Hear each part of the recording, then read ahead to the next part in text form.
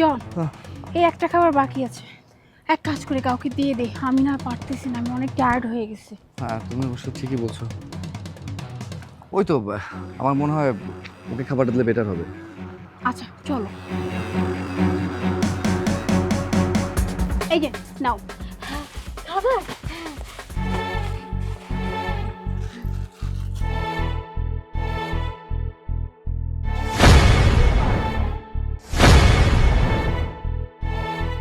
কি ব্যাপার জন, তুমি এখানে বসে পড়লে যে?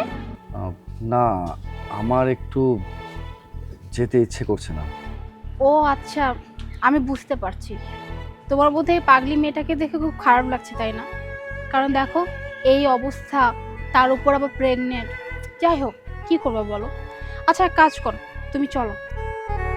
কি ব্যাপার জন, আমি না তোমাকে বললাম উঠতে, চলো। আমি আর কিছুক্ষণ থাকি এখানে। আশ্চর্য জন, আমি বুঝতেছি না এরকম একটা পাগলি মেয়ের জন্য তোমার এত মায়া কেন লাগতেছে। আমার কাছে মনে হচ্ছে তুমি কোনো পাগলি মেয়ে দেখো না, অন্য কাউকে দেখছো। আর একটা কথা বলি, তুমি হয়তো ভাবতেছো বেচারির এই অবস্থা, তার উপর আবার প্রেগনেন্ট। শোনো, এই যে এরকম পাগলি যে মেয়েগুলো আছে না, এই সমাজে কিছু খারাপ ছেলে পেলে আছে, খারাপ বলতে গেলেও ভুল হবে, জানোয়ার, বুঝতে পারছো? ওরা মানুষ রূপী জানোয়ার। ওরা এইসব পাগলি মেয়েদের না সুযোগ নেয়।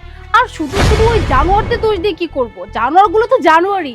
এই যে এরকম পাগলি মেয়েরা, এদের তো কোনো হুঁশ জ্ঞান কিছু থাকে না, কোথায় যায়, কার সাথে কি করে, তার কোনো হুঁশ আছে নাকি?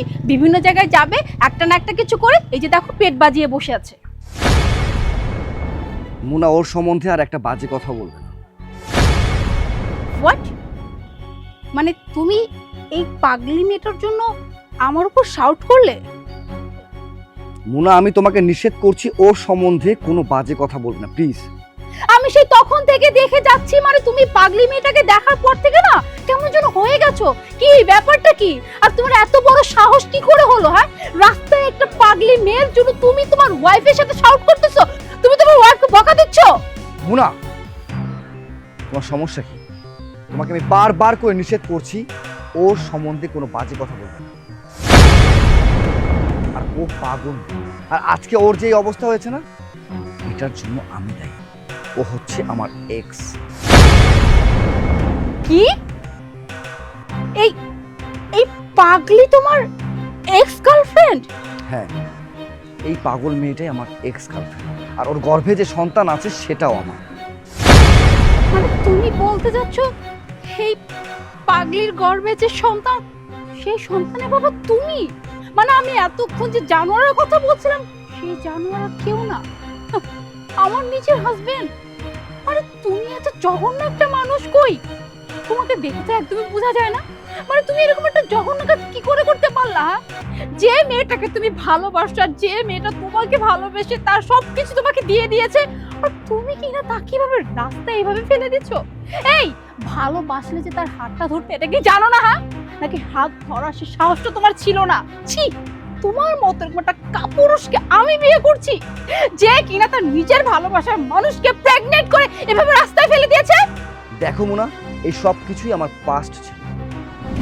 জন, তোমার কি মনে হয় না যে এখন আমাদের বিয়েটা করে নেওয়া উচিত? কি বিয়ে?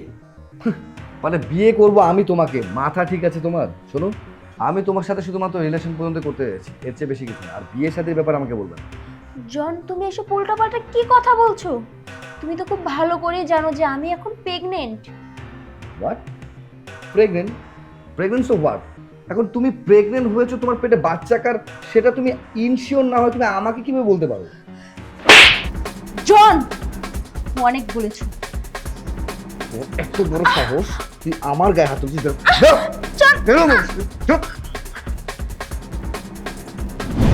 আর তাছাড়া এখানে তো আমার কোনো দোষ নেই।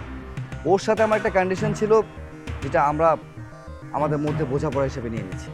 কিন্তু এনজয় করতে করতে যে এরকম একটা পরিণতিতে এসে পড়বে তা তো আমি বুঝতে পারিনি। আর তার থেকে বড় কথা হচ্ছে, আমি তো আর জোর করে কাউকে কোনো কিছু করিনি। এখন যদি এই সব কিছু হওয়ার পরে সে আমাকে বিয়ে করতে বলে, এটা তো আমার পসিবল। দ্যাটস ওয়াই ওর আর আমার মধ্যে রিলেশনটা এখানে ব্রেক হয়ে যায়, তারপরে আমি তোমাকে বিয়ে করি। আর একটা কথা আমি কোনোভাবেই বুঝতেছি, এটা আমার পাস্ট, এটা নিয়ে তোমার এত সমস্যা কিসে? সমস্যা? হ্যাঁ? সমস্যা অবশ্যই আছে, কেন থাকবে না? আরে যে পুরুষটা একটা মেয়েকে এইভাবে গর্ভবতী করে ছেড়ে দেয় সে আবার পুরুষ হয় নাকি? আরে তুমি তো পুরুষ নামে কলঙ্ক একটা, জানোয়ার তুমি। আর তুমি কি ভাবছো, হ্যাঁ তোমার মতো জানোয়ারের সাথে আমি থাকবো? হ্যাঁ? তুমি চাইলে না এই মেয়েটাকে কিন্তু তুমি অ্যাকসেপ্ট করতে পারতা, কিন্তু না, তুমি সেটা পারো না, সে সাহস দেখাতে পারো না। আরে তুমি যদি এই মেয়েটাকে আস্থা ফেলে দিতে পারো, আজ বাদে কাল আমার সাথে তো এরকম ঘটনা ঘটতে পারে, হ্যাঁ তখন তো দেখা যাবে এই মেয়েটার মতো আমিও কোনো না কোনো রাস্তায় পড়ে থাকবো। আর তুমি বলতেছো এটা পাস্ট, হ্যাঁ প্রেজেন্ট নিয়ে ভাববো? আরে যে মানুষটা পাস্ট এত জঘন্য, তার ফিউচার যে কতটুকু কি হবে সেটা আমি খুব ভালো করে বুঝে গেছি। তাই আমি এই মুহূর্তে তোমাকে বলতেছি, তোমার সাথে আমি আর সংসার করব না, মানে না, তোমার সাথে আজকে পর থেকে আমার কোনো সম্পর্ক নাই। না, আরে কি বলছো তুমি এসব? আই মিন একটা পাস্ট নিয়ে তুমি এত বড় সিদ্ধান্ত নিতে পারো না। আর তাছাড়া এই ঝামেলা তো বাহিরের, তোমার আর আমার মধ্যে না। আর আমাদের মধ্যে তো এসব বিষয় নিয়ে কোনো ঝামেলা নেই। সো পাস্ট নিয়ে এত বড় সিদ্ধান্ত নিতে পারো? প্লিজ তুমি একটু ঠান্ডা হও। ডোন্ট টক, ওকে? আর একটা ওয়ার্ড তুমি মুখ থেকে বের করবে না। আমি আজকেই বাবাকে গিয়ে বলে দিব যে তোমার সাথে আমার ডিভোর্সের ব্যাপার যেন খুব তাড়াতাড়ি করে ফেলে। তোমার সাথে আমি আর নামটাও না রাখতে চাই না। বোন, তুমি আমার সাথে যাবে?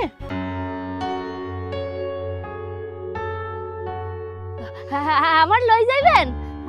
আমার আমার খাইতে দিবেন তো? শুধু খাবার না, আজকে থেকে তোমার সকল দায়িত্ব আমার। তুমি যা কিছু খেতে চাইবে, তুমি যা কিছু পড়তে চাইবে, সবকিছু আমি তোমাকে দেবো। ইভেন তোমার গর্ভে যে সন্তানটাও আছে না, এই সন্তানের দায়িত্ব আজকে থেকে আমি নিলাম।